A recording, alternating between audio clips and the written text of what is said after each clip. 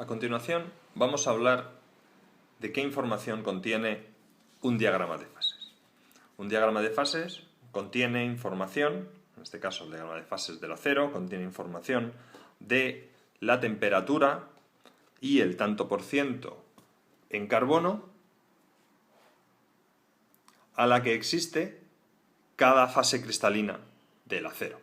Eso está representado por las distintas regiones. Es decir, por ejemplo, en esta región, toda esta región de aquí, solo existe la fase cristalina austenita, gamma.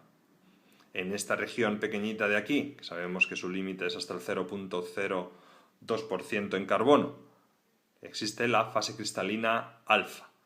En esta región intermedia de aquí coexisten, es una región bifásica del diagrama de fases donde coexisten granos con estructura cristalina alfa y granos con estructura cristalina gamma, es decir, granos con estructura cristalina cúbica centrada en el cuerpo y granos cristalinos con la estructura química cristalográfica cúbica centrada en las caras.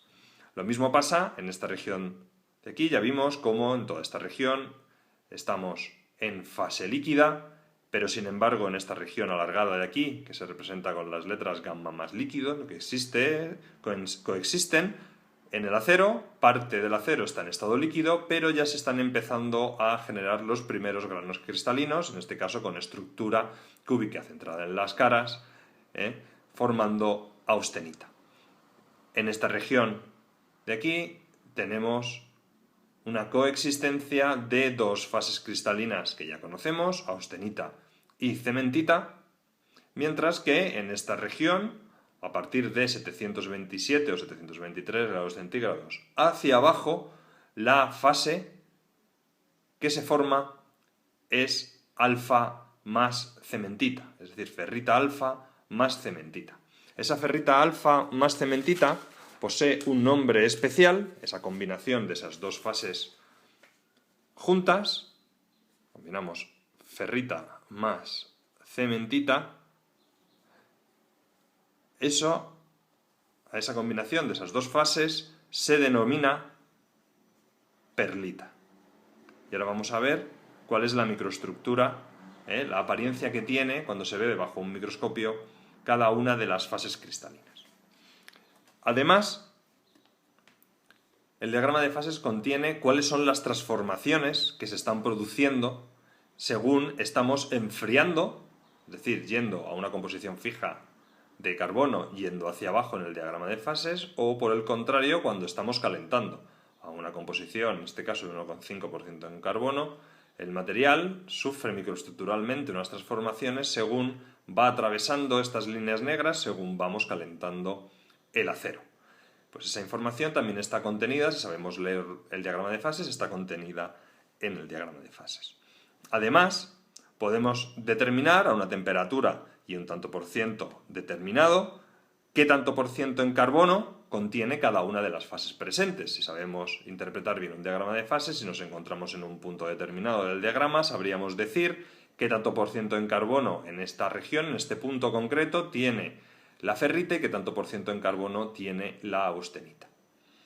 Y, por último, podemos determinar también el tanto por ciento de cada fase cristalina que está presente en un acero a una determinada temperatura y composición en carbono, utilizando lo que se denomina la regla de la palanca. Nosotros en este video tutorial solo nos ocuparemos de explicar las fases que existen a cada temperatura y tanto por ciento en carbono en este acero, cómo es esa microestructura, cómo se interpreta esa microestructura y cuáles son las transformaciones que se producen en función de los tipos de enfriamiento que se pueden producir en el acero.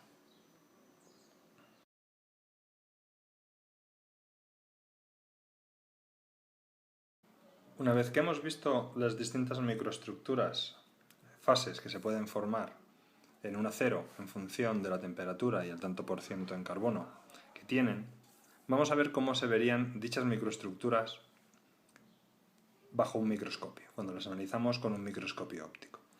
Antes de verlas, hay que decir que para caracterización microestructural,